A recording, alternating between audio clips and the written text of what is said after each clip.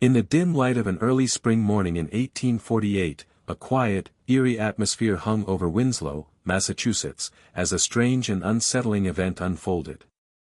It was a small, tight-knit town nestled in the shadow of dense forests and fog-shrouded hills, a place where the whisper of the wind against the trees often seemed louder than the voices of its inhabitants. It was in this atmosphere of isolation that Eliza Wells, a young woman in her early 20s, was declared dead, not once, but twice. The first death came without warning, as Eliza fell ill and deteriorated rapidly. Her family, anxious and helpless, called upon the town doctor, Dr. Augustus Hartley, but despite his best efforts, he confirmed her condition was hopeless. Her pulse weakened, her breathing shallow, and within hours, she was pronounced dead.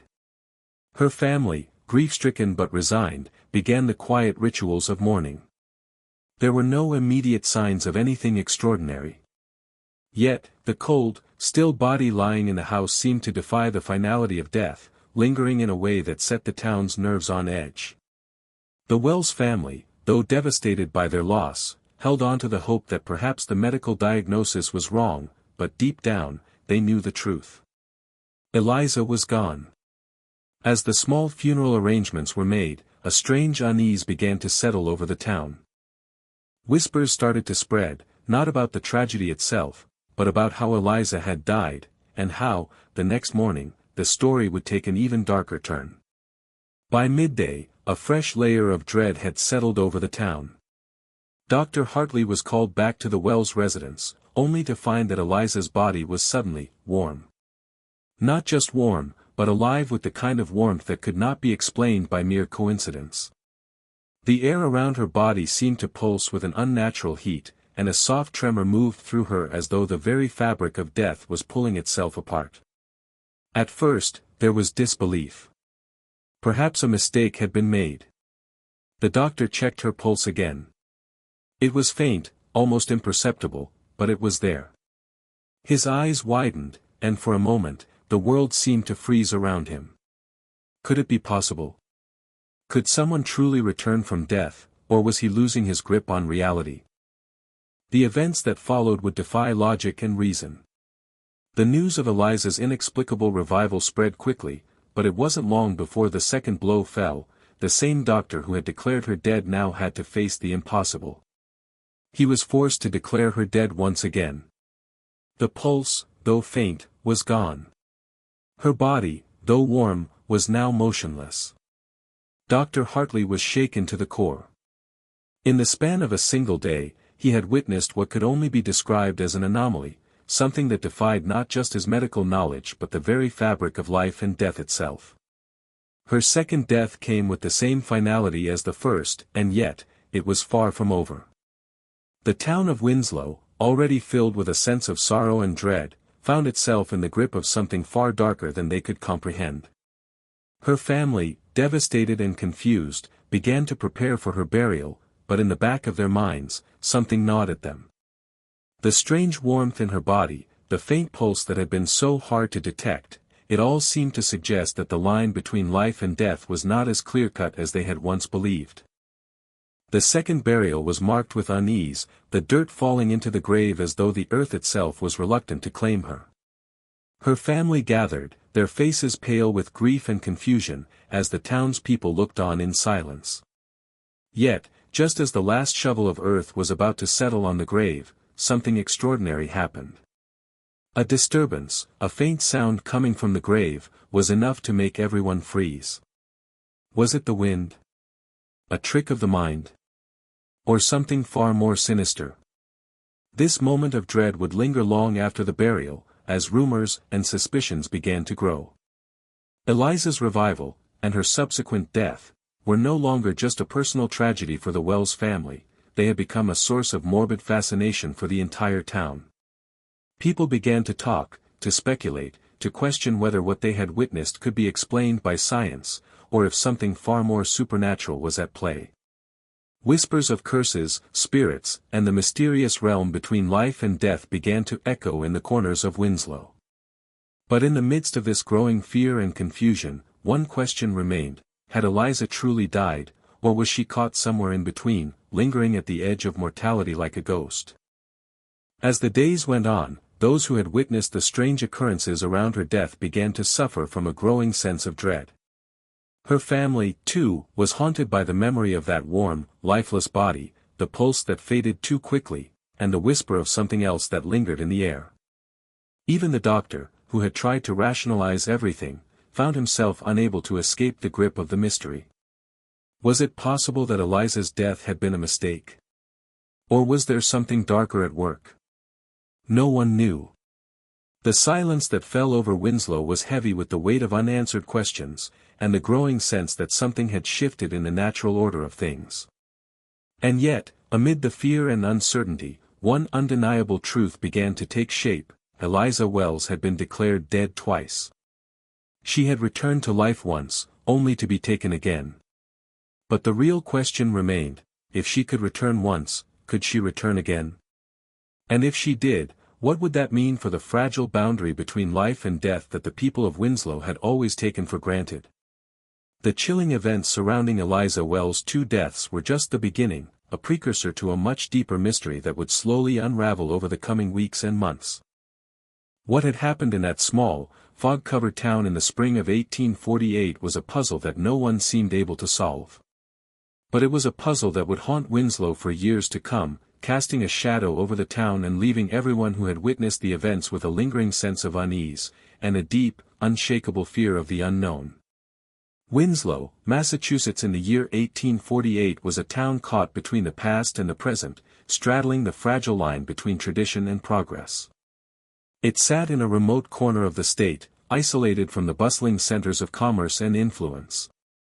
Its streets were narrow, winding through dense forests and fields that stretched out beyond the horizon.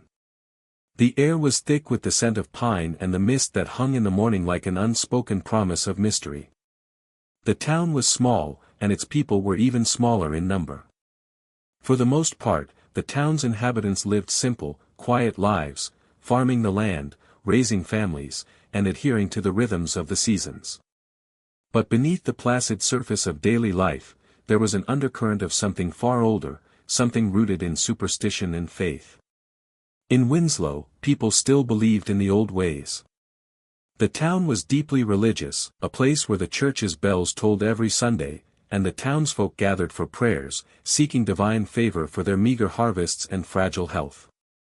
It was a world where death was seen as a natural, albeit sorrowful, part of life, and the boundary between the living and the dead was not as sharply drawn as it might have seemed. Stories of the supernatural, whispers of ghosts and spirits, and tales of curses passed down through generations were as much a part of life as the soil under their feet or the wool that covered their backs. To the people of Winslow, there was no separating the natural world from the supernatural. Both coexisted in uneasy harmony, with many holding firm to the belief that the hand of the divine, or the dark, could be felt in everything around them. Amidst this world of faith, superstition, and mystery lived Eliza Wells, a young woman whose life would become the epicenter of a tale so chilling it would forever alter the course of the town's history. Eliza was not a remarkable figure in the usual sense. She was not born into wealth or nobility. She did not possess an extraordinary beauty or brilliant mind. But to those who knew her, she was something else. She was pure. There was an unspoken sweetness to her, a gentle grace that endeared her to everyone she met. She was the daughter of a modest farming family, struggling to make ends meet in a town where survival often depended on the fickle nature of the seasons. Her family, the Wells, were respected but poor. They lived in a small, weather-beaten cottage at the edge of town, a place surrounded by the vast, untamed woods that had become as much a part of Winslow's identity as the people themselves.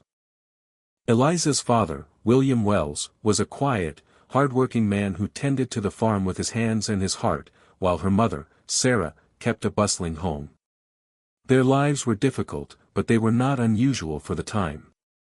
What made Eliza stand out, however, was the way she seemed to connect with the world around her. Her neighbors spoke of her kindness, her ability to care for those in need, and her quiet but steadfast faith. She was not a woman given to grand gestures or attention-seeking behavior. Instead, she was the type of person who moved through life with a steady, calming presence. She helped her family with the chores, tended to the sick, and spent her evenings reading scripture or assisting the elderly townsfolk with their own troubles. Though Eliza was well-liked, she did not have the same attention-grabbing presence as some of the other young women in Winslow. Her beauty, while real, was understated. Her soft brown eyes, her gentle smile, and the warmth in her voice made her beloved in a quiet way, the kind of love that is felt without needing to be spoken. But she was, as many would later say, a woman of deep mystery. In her quiet moments, when the bustle of daily life slowed, Eliza was often found staring out the window at the dense woods beyond her family's home. No one could say for sure what she was thinking, but many claimed she was haunted by something that lingered in the depths of her thoughts, as if she could sense something in the air, an invisible force that had yet to reveal itself. It was against the backdrop of this modest life, in this small and isolated town, that the first whispers of Eliza's illness began to spread. Her health had always been fragile, a fact that had been evident since childhood. But this illness, this sudden and inexplicable decline, came on too quickly to be explained by the usual ailments that befell the people of Winslow. Eliza had never been a woman prone to bouts of illness, and yet, one winter's evening, she was struck down with a fever so violent it seemed to consume her from the inside out. Her family, terrified and desperate, summoned Dr. Augustus Hartley, the town physician who had lived in Winslow for nearly a decade. Dr. Hartley was a man of science, a man of reason who had spent years learning the intricacies of the human body and its many mysterious workings. He was no stranger to the tragedies of illness, and he had always prided himself on his ability to diagnose and treat the most difficult cases. But when he arrived at the Wells home that evening, there was something in the air that unsettled him. The house was silent, as if the walls themselves were holding their breath. Eliza lay in her bed, her face pale and her breathing shallow. Dr. Hartley had seen many cases of fever, but this was different. There was something unnatural about it. The heat radiating from her skin was intense, but it was not the fever that struck him most, it was the look in her eyes. Her once lively gaze had dimmed, and she seemed to stare at something just beyond the edges of reality, as though she was no longer fully present in the world. Dr. Hartley did what he could, administering medicine and cooling her fever, but nothing seemed to work. Her condition only worsened, and within hours, he had no choice but to pronounce her dead. The stillness in the room that followed her death was unlike anything the doctor had ever experienced. There was no dramatic final breath, no convulsions or violent struggle. She simply faded, as if the life inside her had been quietly extinguished. Dr.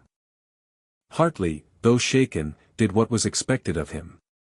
He recorded the time of death and instructed her family to prepare for the funeral. But what happened next would change everything.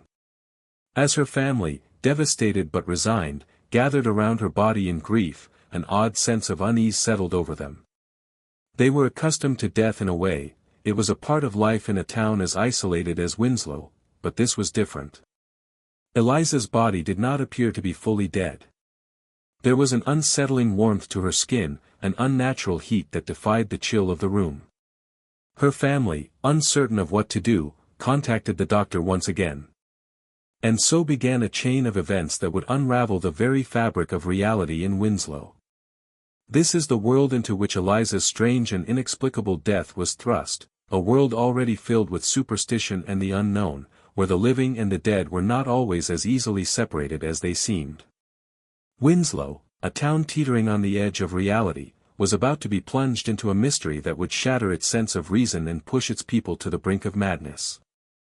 The line between the supernatural and the scientific, the divine and the damned, was about to blur, and Eliza Wells would become the haunting figure at the center of it all. Eliza Wells' decline came suddenly, as though some invisible hand had swept in and drawn her life into a shadow she couldn't escape. It began with a fever, just a faint whisper of heat in her body that her family initially brushed off as a passing illness. The town of Winslow was no stranger to sickness. Winters could be harsh, and many residents battled the seasonal fevers that swept through like clockwork. But Eliza's illness was different, more insidious, and it spread rapidly, consuming her in a way no one could have predicted. Her once strong and gentle frame was now frail, her cheeks flushed with the heat of a fever that would not relent, her eyes glassy and distant, as though she were looking not at the world around her, but through it, as if something beyond the veil of life and death was calling to her.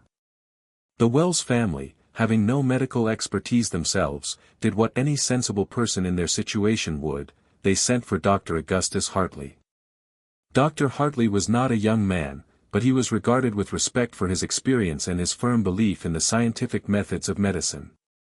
He had made his way to Winslow from Boston years earlier, bringing with him a sense of modernity and reason that the small town had not known before. He was the authority when it came to sickness, and his word was law. But when he arrived at the Wells house that cold, bitter evening in the dead of winter, even he could not have prepared himself for what he would find. Dr. Hartley entered the Wells household to find the room dimly lit by a few candles, the air thick with the unmistakable scent of illness. Eliza lay in bed, a thin blanket draped over her body, her face pale as marble. Her mother, Sarah Wells, was seated by the bedside, her hands clasped together in silent prayer, her eyes red from crying. Eliza's father, William, stood at the window, looking out into the snow-covered landscape, his posture stooped with the weight of helplessness. As Dr. Hartley approached the bed, he noticed the strange stillness that filled the room. It was not just the heaviness of the illness that hung in the air, but a deeper, more oppressive silence, a silence that suggested the presence of something far more ominous than a simple fever. Dr. Hartley placed his hand on Eliza's forehead and immediately felt the heat radiating from her. The fever had taken hold of her with a strength he had not seen in all his years of practice. Her skin burned, and yet she lay motionless, her breathing shallow, her lips parted slightly as though she was struggling to hold on to life. He checked her pulse, feeling for the rhythmic beat that would assure him that she was still among the living. For a moment, there was nothing. A long, terrifying moment where the world seemed to hold its breath. Then, a faint thrum, so weak it could barely be detected, echoed beneath his fingertips. But the pulse was irregular, almost imperceptible. Dr. Hartley's face hardened with concern. This was not the usual kind of fever, not the kind that would simply burn itself out after a few days. Something deeper was at work, something that defied even his understanding of the body. Yet, his training and his scientific belief in the power of the human body pushed him to make a decision. He took Eliza's wrist and felt for the pulse again, this time pressing more firmly. Still faint, but there. There was a moment of hope, of certainty, perhaps. But Dr. Hartley knew better than to jump to conclusions. There were other signs, too, subtle ones that indicated a downward spiral. Her breathing had become increasingly labored, shallow and strained, as though each breath was a battle. He could not deny the truth. The signs of death were slowly creeping into her body, and the inevitable conclusion was becoming clearer by the second. There was no other way to interpret the coldness in the room, the stillness of her chest. Her skin, though warm from fever, lacked the usual liveliness that came with a human body in distress. It was as if the energy that had once defined her had already begun to slip away, leaving only a husk behind. Dr. Hartley, with great care and the weight of his professional responsibility, finally spoke the words that would forever mark the Wells family's lives: "She is gone."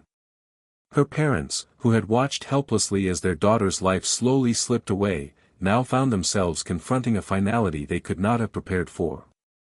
Sarah Wells wept uncontrollably, clutching Eliza's limp hand, as if by holding onto it she could somehow reverse the reality of what had just transpired.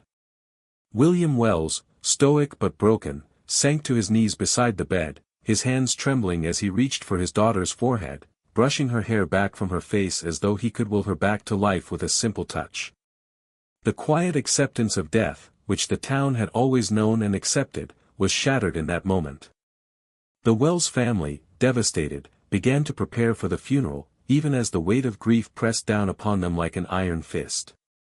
The small town of Winslow, too, began to take notice. The death of Eliza Wells, a young woman so beloved by her neighbors, sent ripples through the community. There was no grand ceremony, no elaborate mourning. But in every home, the news spread like wildfire, and the people of Winslow began to grieve in their own way. Some prayed for her soul, others simply shook their heads and murmured quietly to themselves, their eyes haunted by the thought that such a tragedy could strike so close to home. Life in Winslow continued, as it always did, with little to no interruption. But there was an undercurrent of unease that no one could quite explain. People had seen death before, in the sicknesses that passed through town, in the accidents that claimed the occasional life, but this was different. Eliza Wells was young, vibrant, and full of life, and yet she had been taken. There was a sense of injustice that settled over the town, an eerie feeling that things were not quite as they should be. But this was only the beginning. The following day, something happened that would forever alter the course of this already strange tale. The Wells family, intent on their mourning, had no choice but to move forward with the plans for Eliza's burial. The small churchyard at the edge of Winslow was where most of the town's dead were laid to rest, and Eliza's body was no exception. But as they prepared her for burial, an unsettling thing occurred, something that no one in the town could have predicted. The ground where Eliza lay was disturbed in the middle of the night, as though the earth itself were shifting, refusing to accept the finality of death. And when the family gathered the next morning, preparing to lay her in the earth, what they found in her place was not the body they had left behind. Eliza Wells was gone. Her body was warm to the touch once more. The grief-stricken family, already reeling from the loss, could hardly comprehend what had just transpired. How could it be? Was it possible that Eliza had not died at all, that the doctor's diagnosis had been wrong? Or was something far more mysterious at play, something beyond the realm of understanding? The first death had not marked the end. It had only set the stage for something far darker, something far more unfathomable than anyone in Winslow could have imagined. The town, in its quiet existence, had unknowingly become the backdrop for an event that would defy the very boundaries of life and death. The silence that followed Eliza's first death would soon give way to a much louder, more terrifying presence. The day after Eliza Wells' unexpected return from death, the town of Winslow was thrown into a state of disbelief that seemed to hang in the air like a thick fog. The Wells family, still reeling from the trauma of losing their daughter, had no choice but to face the impossible. Her body, once cold and lifeless, now lay in their home again, warm and seemingly restored. Her once pale complexion had regained a soft flush, and there was even a faint stir of breath as though Eliza had only been sleeping through a long, troubled fever. It was a phenomenon no one could explain, not the grieving family, nor the doctor who had declared her dead just hours before. Dr. Augustus Hartley had been summoned to the house once more, but this time, he was not met with the stoic acceptance of death. He had no words that could console the Wells family, no scientific explanation that could ease their growing terror. He approached Eliza's bedside with a sense of profound unease, his earlier diagnosis of death now clashing with the reality in front of him.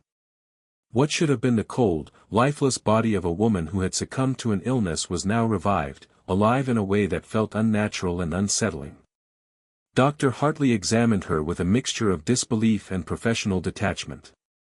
Her body was warm, almost too warm for someone who had been pronounced dead just the day before. Her pulse, though faint, could be detected. The thin veil of her breath stirred the air, shallow but perceptible. Her chest rose and fell in a rhythm that was far too calm for someone who had died only hours ago.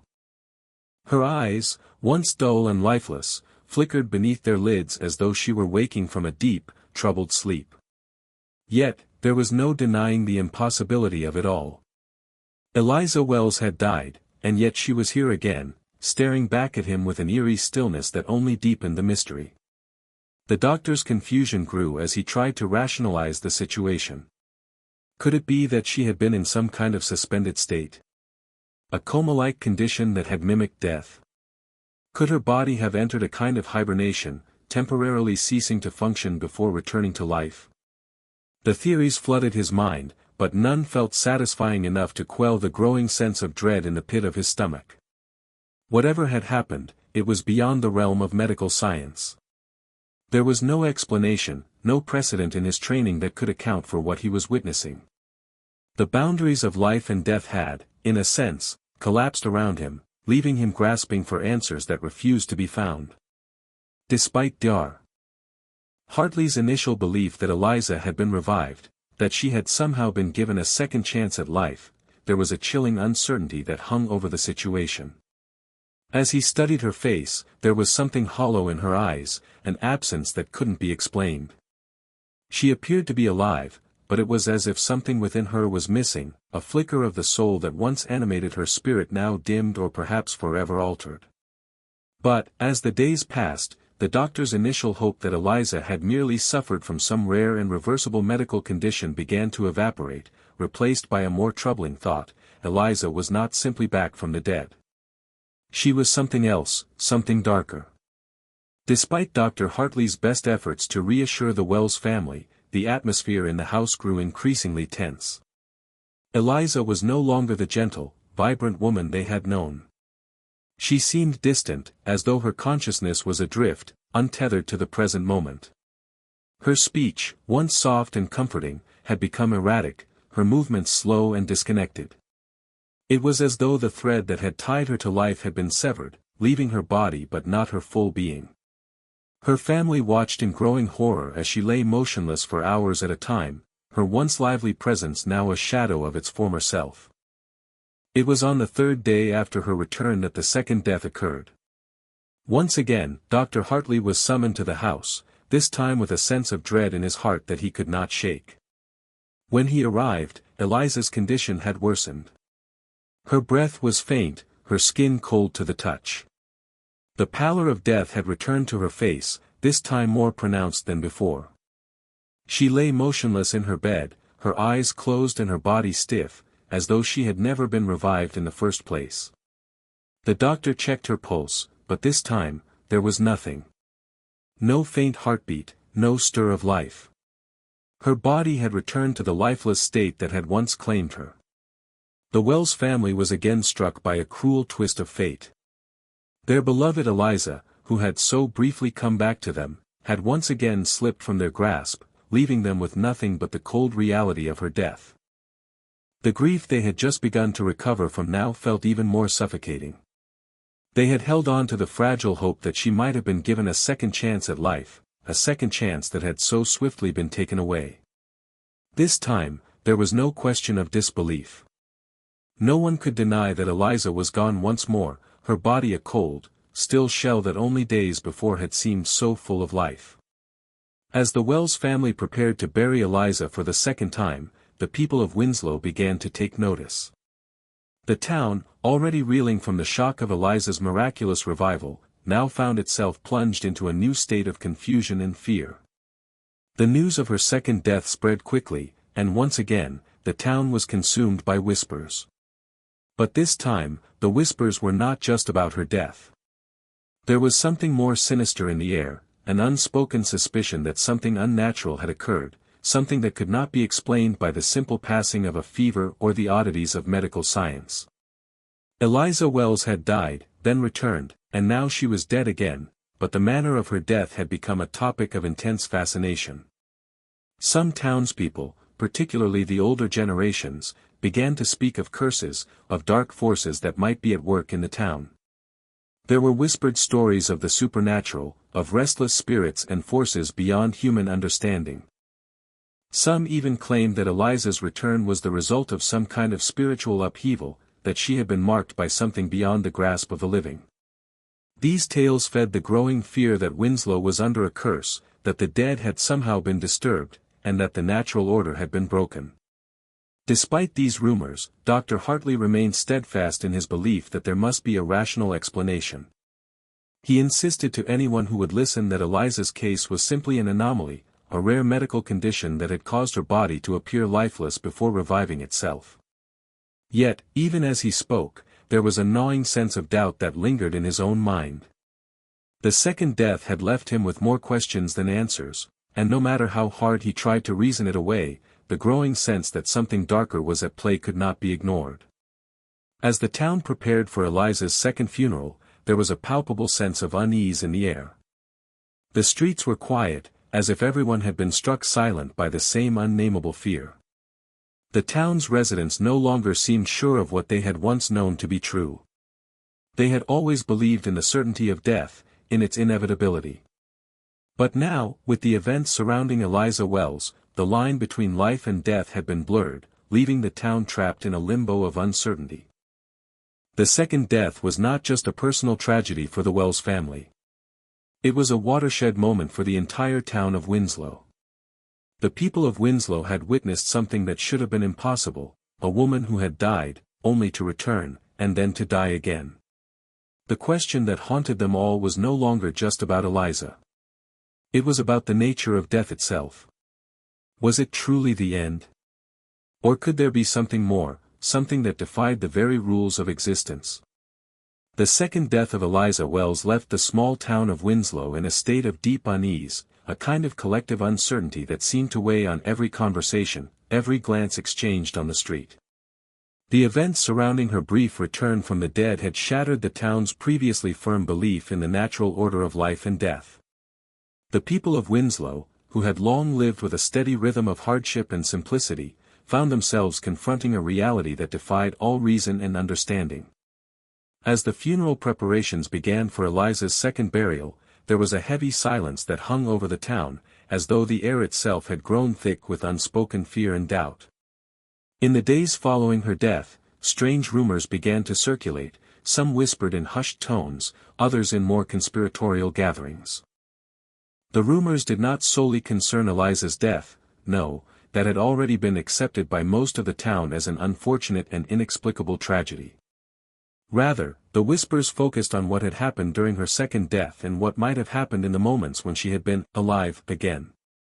It was no longer just about her sudden revival, which defied every law of nature.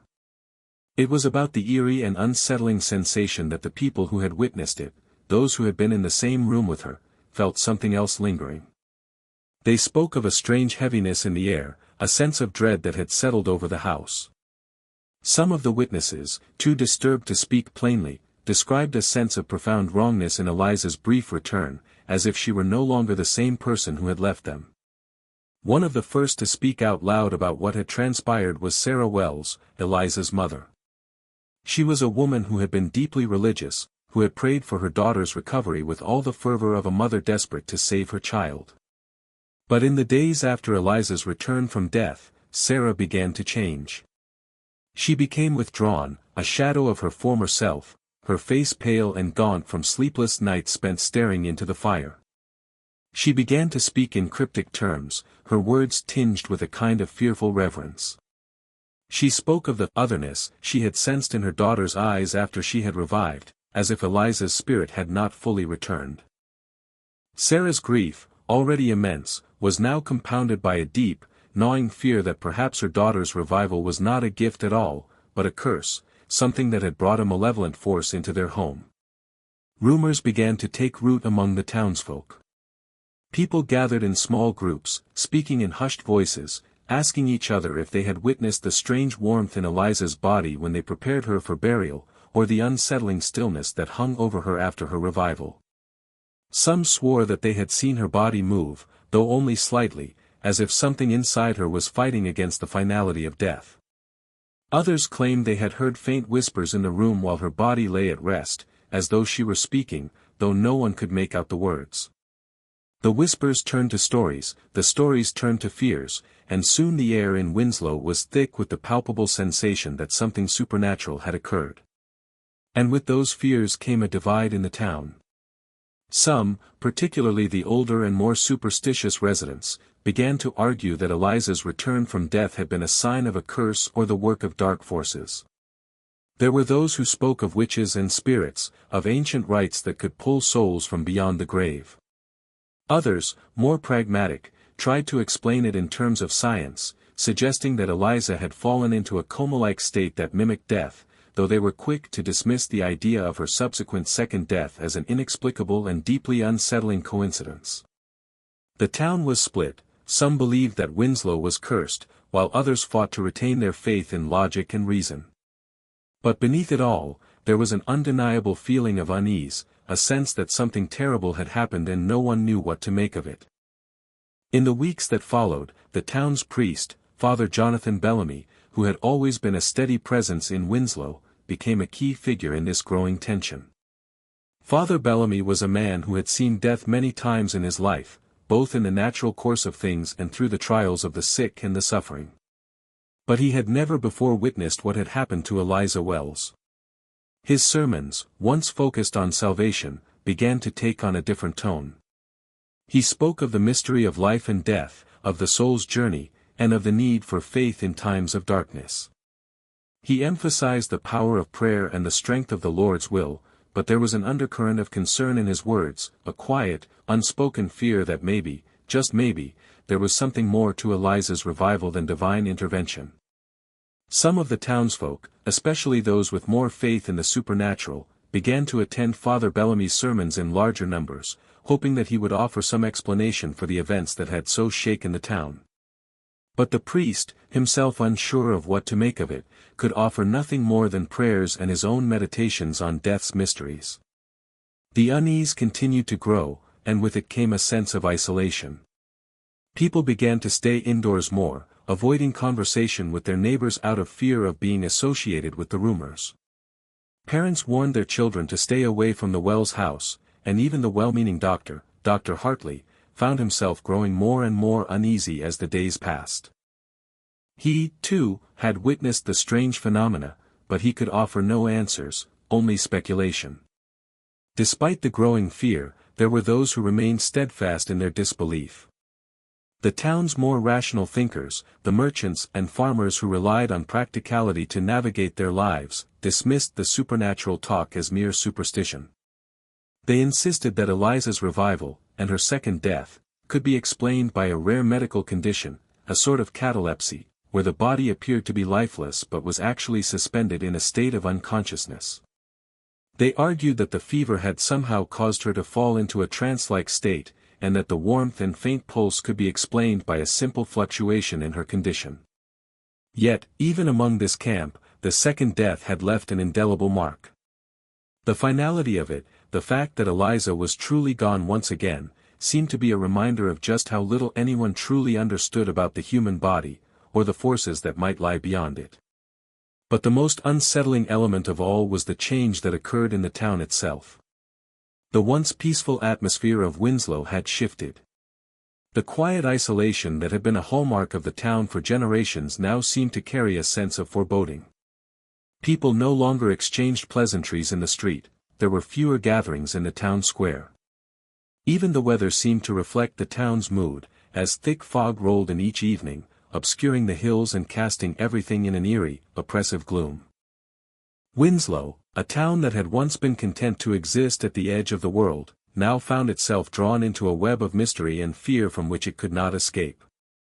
As the whispers continued to spread, the sense of dread grew more intense, and the town began to close itself off.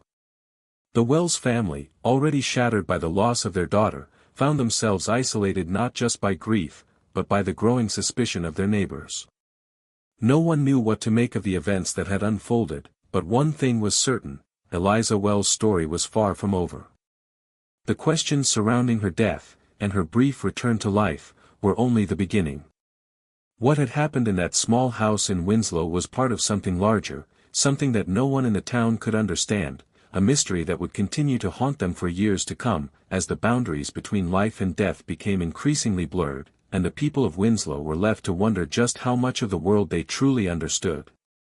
As the days turned into weeks, the eerie aftershocks of Eliza Wells' two deaths continued to reverberate through the town of Winslow. What had once been a quiet, unremarkable community was now haunted by the unexplainable, trapped in a perpetual state of unease that no one could shake. The tragic events surrounding Eliza's life, or, more accurately, her multiple states of death, had cracked the foundations of what had once been an ordinary, peaceful existence. The air itself seemed heavy, weighed down by the specter of something unnatural. The streets, which once hummed with the rhythms of daily life, now felt empty, as if the people of Winslow were afraid to leave their homes, lest they encounter something that could never be explained. The Wells family, too, had fallen into a state of isolation. They had once been at the heart of the community, their small farmhouse surrounded by friends and neighbors who had long shared their joys and sorrows. But now, with Eliza's second death, the townsfolk kept their distance. No one knew what to say, or how to act, in the face of such incomprehensible events. It was as though the Wells family had become a symbol of something terrifying and unknowable, an embodiment of the fear that had taken root in the heart of Winslow. Sarah Wells, already shattered by the loss of her daughter, became a near recluse, often seen staring vacantly into the distance, her thoughts consumed by questions she could never answer. Her grief, compounded by fear, led her to withdraw further into herself, retreating into her memories of a time before the unexplainable had shattered their world. William Wells, her husband, had been deeply affected by Eliza's death, but his stoic nature remained intact. He quietly carried the weight of their loss, his silence a defense against the mounting anxiety that threatened to overwhelm him. Meanwhile, the rest of the town struggled to make sense of the events that had unfolded. Dr. Augustus Hartley, the town physician, found himself at the center of the storm. He was a man of reason, trained in the ways of science and medicine, but even his vast knowledge could not explain what had happened to Eliza. He had seen many cases of illness, even near-death experiences, but never something like this. Eliza had been undeniably dead, twice. And yet, she had returned, but not in any way that could be reconciled with the natural world he had spent his life studying. The doctor's growing sense of doubt began to manifest in subtle ways. He grew withdrawn and seemed increasingly lost in thought, constantly revisiting his observations of Eliza's case, trying to come up with an explanation that could make sense of what had occurred. But the more he tried to reason his way through it, the more elusive the truth became. As the weight of uncertainty pressed down on him, Dr. Hartley began to entertain darker thoughts. Was it possible that science had its limits? Could the human body contain mysteries that defied medical understanding, that no amount of knowledge could unravel? And what if there were forces at play beyond the realm of science, forces that could not be measured or understood? These thoughts gnawed at him, eroding his confidence in the very principles that had once guided his life. In the quiet hours of the night, Dr. Hartley would lie awake, staring at the ceiling, trying to convince himself that there was a rational explanation. But deep down, he knew that the answer would elude him. There was no logical explanation for Eliza's return from death, not one that fit within the confines of the world he knew. The townspeople, too, began to unravel. The uncertainty that had settled over Winslow was eating away at the fabric of the community. Neighbors who had once shared stories and lent a hand in times of need now avoided each other. Those who had been quick to dismiss the rumors as idle gossip now found themselves questioning the very nature of reality. Were the strange occurrences surrounding Eliza's death some kind of punishment? A divine reckoning? Or was there something darker at work? The older members of the community, who still clung to ancient beliefs and superstitions, spoke of curses and restless spirits. Some whispered that the Wells family had angered the spirits of the land, while others spoke of an ancient evil that had been awoken. The younger generation, more inclined to believe in reason, found themselves grappling with these age-old tales, wondering if there was some truth to the stories their grandparents had once told them. The breakdown of trust within the community was palpable. Friends turned on one another, unable to reconcile their differing views. Those who had once been steadfast in their faith began to question their beliefs, wondering if there was some truth to the ominous rumors. The local church, once a pillar of stability, found itself embroiled in the growing chaos. Father Jonathan Bellamy, the town's priest, had always been a comforting presence in Winslow, but even he could no longer ignore the strangeness that had descended on his flock. His sermons, once grounded in hope and faith, began to take on a different tone. He spoke of the mysteries of life and death, of the unknown forces that might govern the world. But there was an underlying sense of fear in his words, a sense that even he was no longer certain of the answers he had once preached. He began to pray more fervently, as though seeking divine guidance in the midst of the growing crisis. As the fear spread, so too did the paranoia. Neighbors watched each other from behind curtains, their eyes filled with suspicion. Everyone began to ask the same question: what if Eliza's return had been a warning? What if she was a harbinger of something far worse?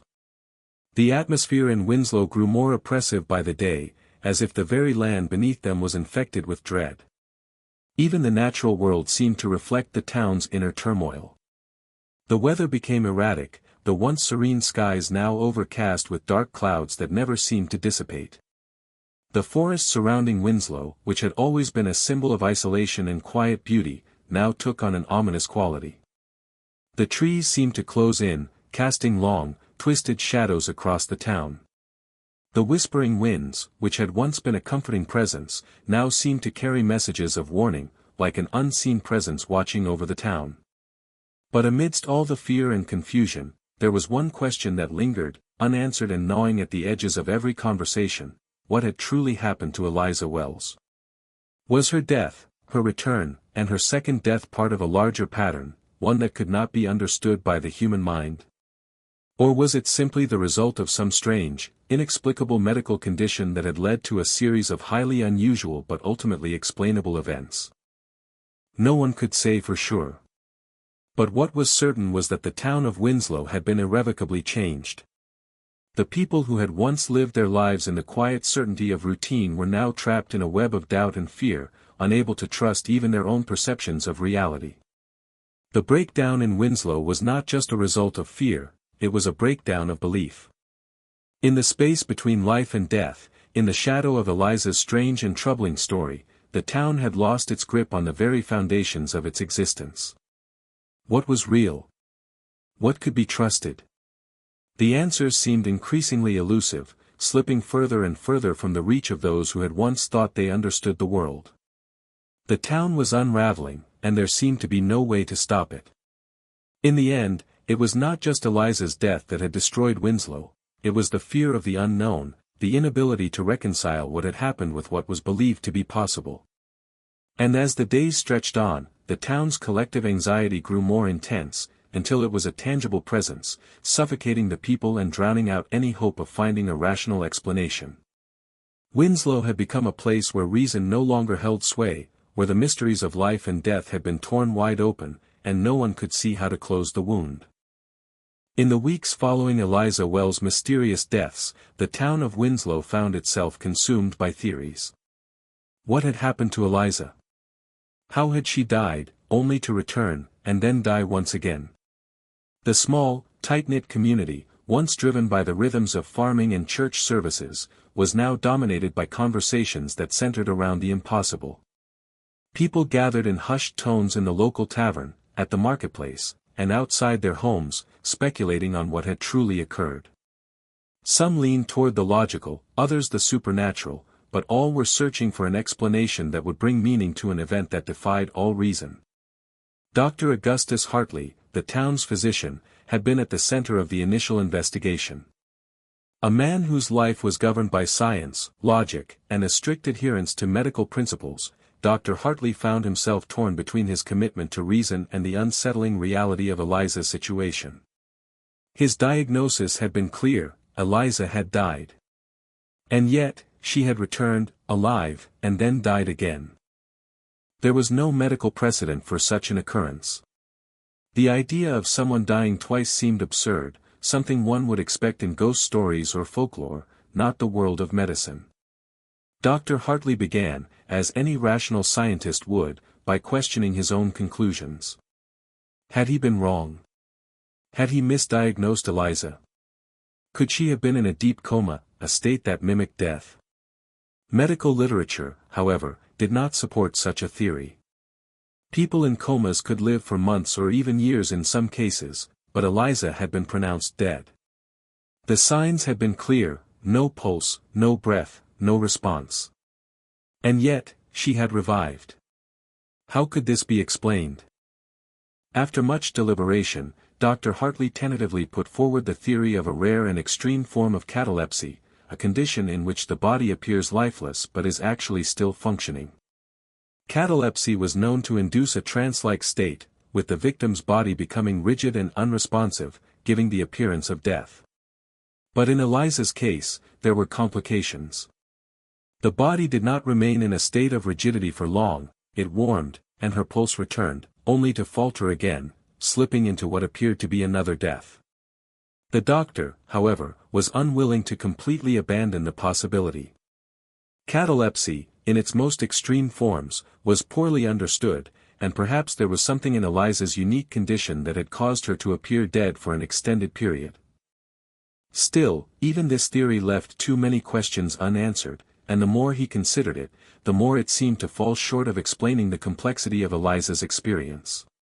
It was at this point that the townspeople, who had grown increasingly uneasy with the doctor's medical explanations, began to consider other possibilities. The more rational members of the community, those who placed their trust in science, took comfort in Dr. Hartley's tentative theory.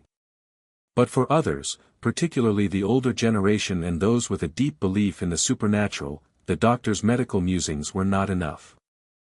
Something else, they believed, had been at work, something beyond science, beyond reason. Eliza's revival, and her second death, could not be explained by mere medical conditions. This was the realm of the paranormal, they insisted.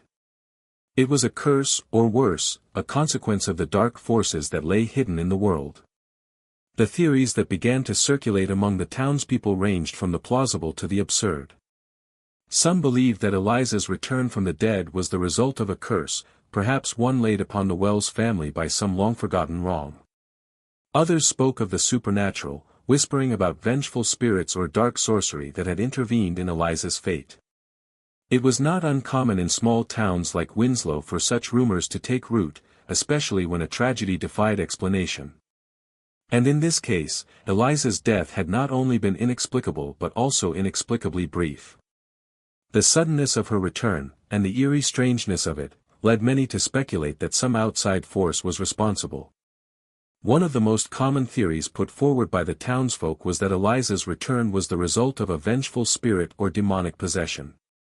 According to this theory, Eliza had been claimed by something otherworldly, something that had briefly allowed her to return to the realm of the living before taking her back once more. This theory gained traction when some townsfolk began to report strange occurrences around the Wells household, flickering lights, unexplained sounds, and even fleeting glimpses of figures in the windows when no one was supposed to be inside.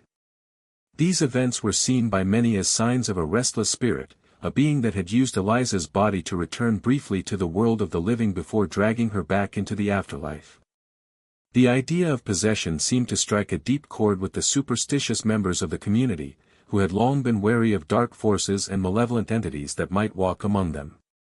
Others went even further, suggesting that Eliza's revival was tied to some form of ancient magic, perhaps a witch's curse or a ritual gone wrong. The idea that a powerful woman or figure from the past had cast a spell on the Wells family, or had invoked a curse upon them, became a popular subject of conversation. Townsfolk began to recall old legends about witches and curses that had been passed down through generations. They spoke of an ancient practice known to invoke the dead, or of a family in the area whose ancestors were rumored to have dabbled in dark magic. These stories, though based more in folklore than fact, began to take on a life of their own, further feeding the belief that Eliza's case was tied to forces far beyond human comprehension. Yet, in the midst of all these theories, there was one group of townspeople who remained suspicious of all the supernatural explanations. This group was composed mostly of younger, more practical residents who had grown up in an era where logic and reason were the cornerstones of understanding. They dismissed the ideas of curses and ghosts as superstitions, seeing them as relics of a past long gone. For them, the answer lay somewhere in science, even if they couldn't yet explain what had happened. They refused to believe that some ancient curse or demonic force was responsible for Eliza's revival.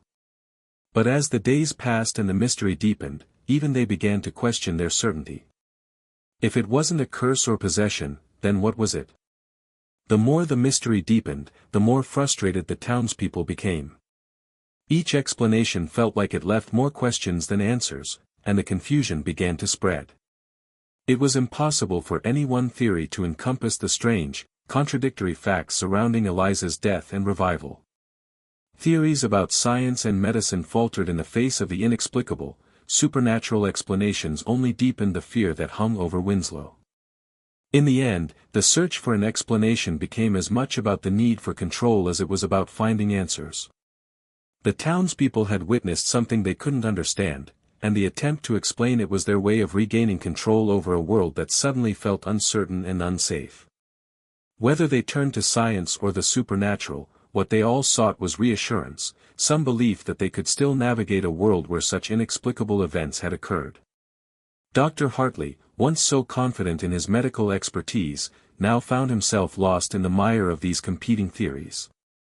The supernatural theories, though difficult for him to accept, were the only ones that seemed to offer a framework for understanding the mystery. Still, he could not abandon his belief in science, and so he continued to search for medical explanations, even as his own certainty wavered. In Winslow, the tension between these competing explanations, between the rational and the supernatural, created a volatile atmosphere. Theories abounded, but none could offer the closure the town so desperately needed. And as the days wore on, it became clear that the truth, whatever it was, might remain forever out of reach. The tension in Winslow reached its breaking point as the days continued to drag on with no resolution, no answers to the mystery that had overtaken the town. Eliza Wells' tragic and inexplicable deaths had not only destroyed the fragile peace that had once characterized life in this small, isolated community, but they had also unraveled something deeper, the very fabric of belief that held the town together. Where once there had been trust in reason, in science, and in faith, now there was only doubt. And with that doubt came fear, a paralyzing, gnawing fear that began to infect every corner of Winslow, breaking down relationships, isolating families, and, ultimately, driving the town into a state of profound psychological collapse. As the mysteries surrounding Eliza's deaths remained unsolved, the fissures in the town's collective psyche widened. People stopped speaking openly to one another, avoiding eye contact as if some invisible force was watching them. The atmosphere became thick with suspicion, and even the simplest interactions became fraught with underlying tension. A glance between two neighbors could now be laden with unspoken fear, as if each person feared that the other might know something they didn't, or worse, that they too might be implicated in the supernatural events that had unfolded. Whispers became the primary mode of communication, as if verbal exchanges had become too dangerous, too intimate, and too revealing. The Wells family, who had once been seen as pillars of the community, had now become pariahs. Sarah Wells, Eliza's mother, was no longer seen at the market or in the town square. She had withdrawn completely from society, retreating into the house with her grief and terror. Some said that her mind had shattered after the second death of her daughter, and others claimed that she had been struck by some unseen force, driven mad by the events. William Wells, her husband, became an increasingly solitary figure. He still tried to maintain a semblance of normalcy, but his attempts were futile. His face had grown haggard and drawn, his once calm demeanor now marred by an anxious energy that he could not shake. Every day, he found himself staring out over the fields surrounding their home, as if searching for something, or perhaps trying to make sense of what had happened to his family. The children, too, felt the effects of the growing paranoia. They were no longer allowed to play outside, their once vibrant imaginations now suffocated by the constant fear that something dark was lurking just beyond the edges of their lives. The youngest, Mary, had developed a peculiar habit of staring out the window for hours at a time, her gaze fixed on the horizon. It was as if she was waiting for something, though no one knew what. The elder son, Thomas, had become withdrawn, speaking little and spending most of his time reading the Bible, as though searching for answers in the very pages that had once been a source of comfort for his family. His mother's increasingly erratic behavior only deepened his distress, and he began to pray more fervently, hoping that his faith would be enough to banish the terror that seemed to be closing in on them. But it was not just the Wells family that was affected. The fear spread like a contagion through the town, infecting even the most rational of minds. Dr. Hartley, the man who had initially attempted to find a medical explanation for Eliza's revival, found himself no longer sure of what he had believed. His once steady belief in the power of reason was now fraying at the edges. The more he thought about Eliza's case, the more his mind circled back to the same thought: could there be forces at work beyond the realm of human understanding? He could not rid himself of the feeling that there was something supernatural at play, something that science had no language to describe. Yet, the rational side of him, the part that had spent his life training in medicine, fought to hold on to a semblance of control, to resist the creeping influence of fear.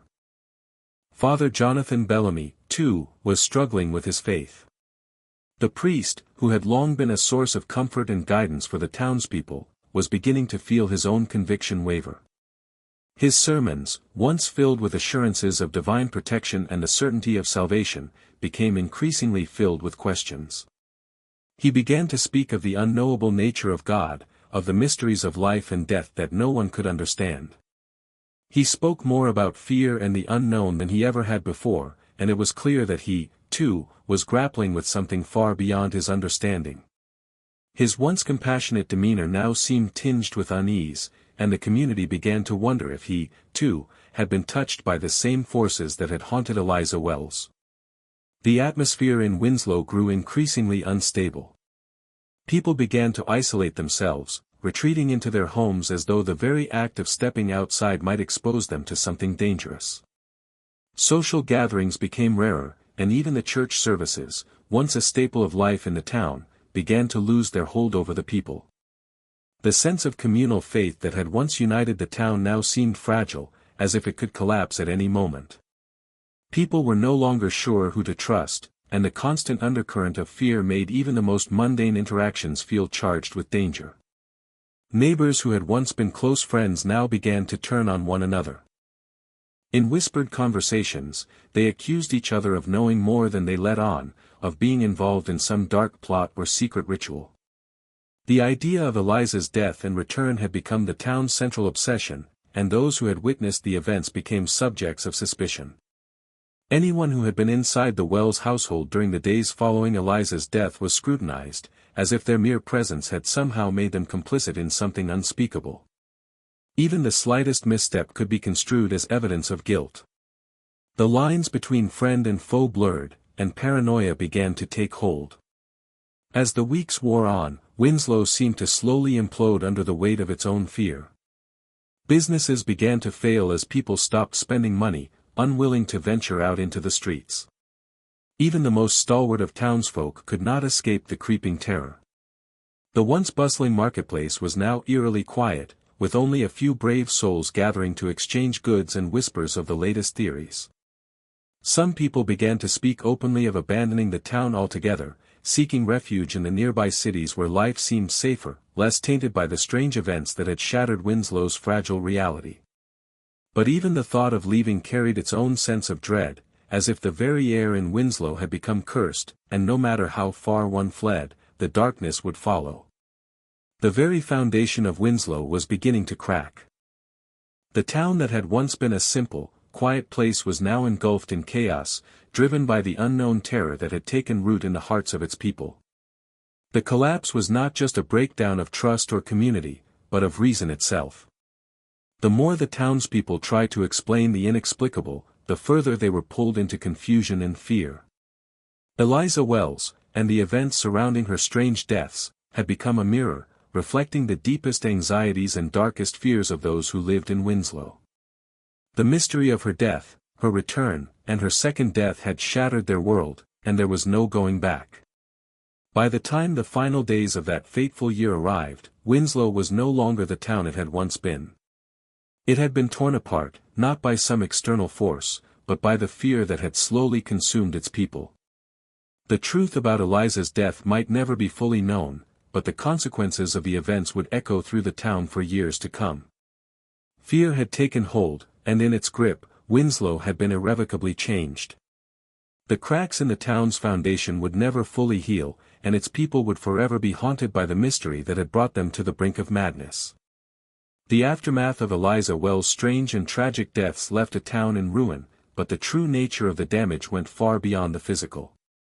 It was a deep psychological wound that would never truly heal, a wound that festered in the collective memory of Winslow, its residents haunted by the events of that fateful year. As the months passed and the seasons changed, the immediate shock of Eliza's death faded, but the eerie silence that followed was something altogether more unnerving. The world had gone on without the town of Winslow, but the town could not simply move on. Winslow, once a place of community and routine, had been fractured by the inexplicable.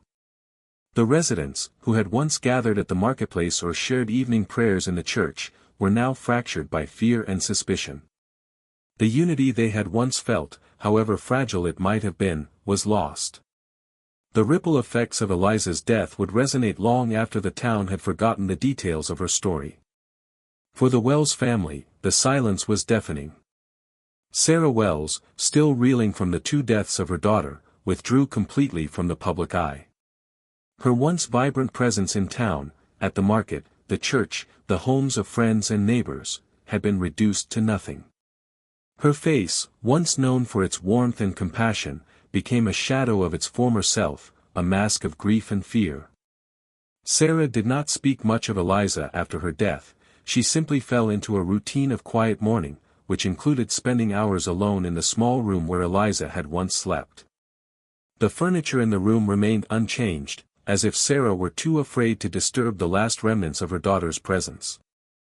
Many of the townsfolk, once sympathetic to Sarah's grief, began to grow uncomfortable around her, unsure of how to interact with a woman who seemed to have lost not only her daughter, but her will to live. The well-wishes that had initially poured in began to dwindle, and the isolation of the Wells family deepened. William Wells, Sarah's husband, became a hollow version of the man he had once been. His once steady presence in the town square was now a rarity. He no longer greeted the other farmers in their familiar way, nor did he attend the church services he had once found solace in. He retreated further into himself, taking solace only in his work on the farm, but even this had become a chore. He was no longer the sturdy, dependable man of faith that the town had known. He was simply a shadow, an echo of the man he had been before Eliza's death. His only solace, it seemed, came in the rare moments when he would stand in the field, staring out at the horizon, as though searching for something, an answer, perhaps, or a sign that the events of that year had not completely destroyed him. The children, too, were affected by the aftermath. Thomas, the older of the two children, began to display signs of emotional distress that went unnoticed by many. While he had once been an active boy with a keen interest in the world around him, he now became withdrawn, burying himself in books and scriptures.